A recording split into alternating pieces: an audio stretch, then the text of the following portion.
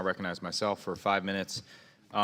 Mr. Wang, I'd like to begin by asking you to respond a bit to some of what Mr. Kitchens laid out in terms of our advantages and disadvantages relative to China in the AI race.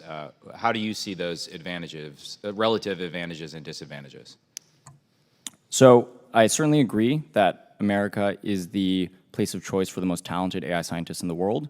So we certainly continue to have an advantage there, and the evidence is clear. If you look at ChatGPT, GPT-3, GPT-4, as well as the transformer model that underpins it, all of those were invented in the United States. When it comes to data, I actually also agree that we have a potential very powerful advantage here, specifically when it pertains to military implementations. So in America, we have the largest fleet of military hardware in the world. This fleet generates 22 terabytes of data every day. And so if we can properly set up and instrument this data that's being generated into pools of AI-ready data sets, then we can create a pretty insurmountable data advantage when it comes to military use of artificial intelligence. Now, I think this is something that we need to work together and actually move towards as a country. Today, most of this data goes unused or is wasted in some manner. We need to fix that to create a long-standing and durable advantage in artificial intelligence data. And then when it comes to computational power, NVIDIA, which is the world's leader in chips for artificial intelligence, is an American company. These technologies are innovated and built in America. And so again, there, I think we have an advantage. Thank you. And I mean, you've dealt a lot with the Pentagon. It's a customer of yours. Why is it at present, I know a lot of this is in your written testimony, that it is wasted? What's preventing us from harnessing that data? And I guess more broadly, what's preventing us? Why have we not had new Pathfinder projects since Maven?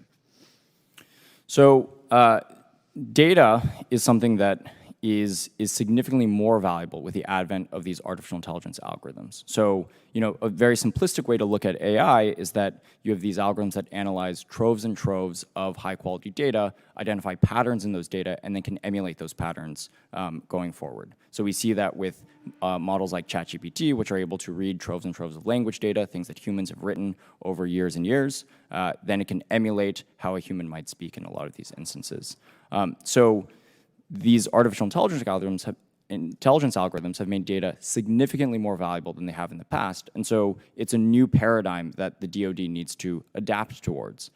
As we all know, the DoD is a fragmented organization. There's many different constituencies and organizations that each have their own approach to data. And like one of my witnesses mentioned, there's an education process and an upskilling process that needs to happen. Everyone within the DoD needs to understand that data is actually the ammunition in an AI war. And if we have that recognition as an entire department and as a country, I think it becomes very clear for us to take the right actions to actually collect all this data and move forward. It sounds as though you're suggesting that with the right leadership and organization, DoD could actually be a leader in this space. I wonder if it could also be a leader in terms of the guardrails that a lot of our constituents are asking us about, right? I think your average American understands we need to win this competition, but is concerned about, uncontrolled AI, and everyone's seen Terminator, et cetera, et cetera.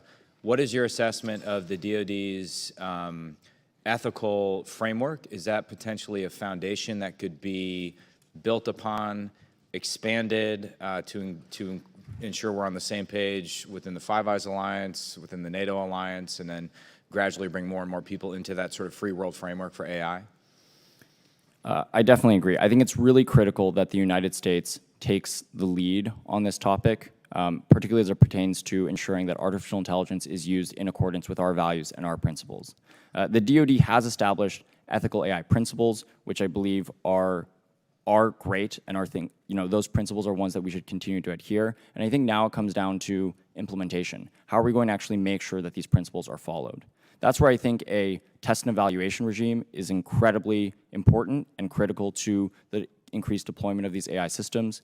As the DoD looks to apply AI to every function within its operation, everywhere from warfighting to back office functions and logistics, we need to have proper test and evaluation mechanisms that ensure that every instance of artificial intelligence deployed follows our ethical AI principles. So I think we need to set up the framework by which we can ensure all this deployment follows those principles and really lead the lead the world in terms of thinking on how AI can be used in accordance with democratic principles. I have questions for the other